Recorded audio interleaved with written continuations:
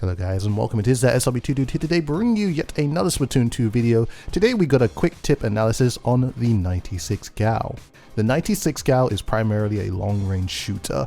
It has the ability to outrange most midline weapons, however it does have quite a slow fire rate compared to other weapons. It has fairly decent ink coverage with its blobs of ink, however you do have to put into account that its ink efficiency is something to watch out for. The 96 Gal is a 2-shot kill weapon. It does 62 damage per direct hit. Fall-off damage can be a factor if shooting up into the air, however the minimum of this will only be 35 damage, so as long as you're able to at least hit 3 shots while shooting in the air, you should not have to worry about this too much.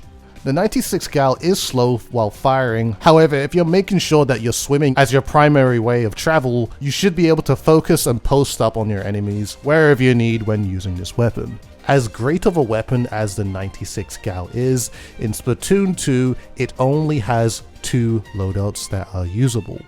The first loadout being none other than the .96 Gal has a sub weapon which is the Sprinkler, which is pretty self-explanatory. You throw it and it inks a bunch of area for you, and it also has a special weapon which is ink armor, which will give you a shield for a short period of time to protect you from incoming enemy shots. The second loadout is the .96 Gal Deco. It has a sub weapon which is a splash wall, which will basically protect you from any enemy ink substance, and the special weapon is the splashdown, which will launch your inkling into the air to perform an earthquake that will inflict a great amount of damage to any opponents.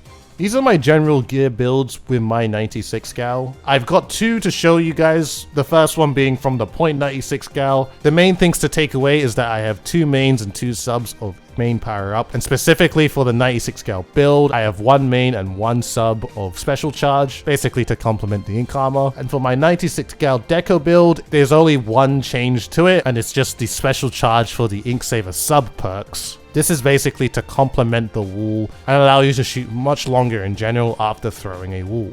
The 96 is a very diverse weapon while being a midline or support weapon. This weapon can be played aggressively, defensively, and either supportively.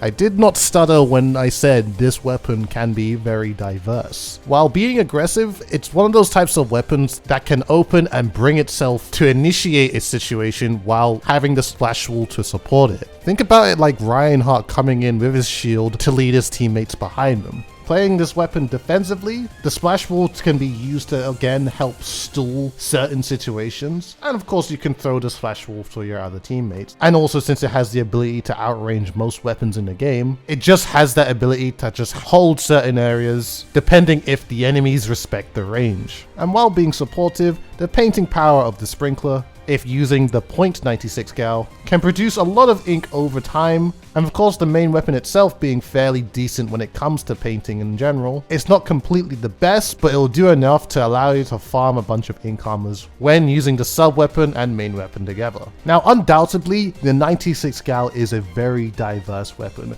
and some people may even say or argue that this weapon, it can be Slayer-like. And honestly, I would not disagree with you there, because it does have some good qualities to allow it to do that, especially when using the 96 Deco variant, as you can kind of play up the splash wall and all that. But personally, when it comes to using this weapon and killing in general, it's all about positioning.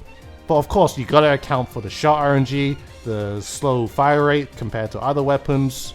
But it also does have a lot of range, and it also does have a lot of power. So you will want to position yourself in further away places or long straightaways where you can basically use this weapon in places where it gets to use all of its range. And of course, having enough time to land at least 2 hits onto an opponent. That's where I feel like this weapon really succeeds. Of course, you can go ahead and rush in and 2-hit people from very close range. It is something that is possible. But favorably, it's better to make sure that you're in good positions so you can get the most out of this weapon, and for the majority of the time, so you can stay safe. Whether you play this weapon aggressively, defensively, it's a good thing to keep in mind when using this. And of course, staying safe and staying alive is much better than throwing it all away. Especially if you're playing it supportively, because you're gonna be wanting to save the ink armors that you have so you can use it for yourself and your teammates that are on the team. So be aggressive, but also play safe. Thank you very much everyone for watching this quick tip analysis.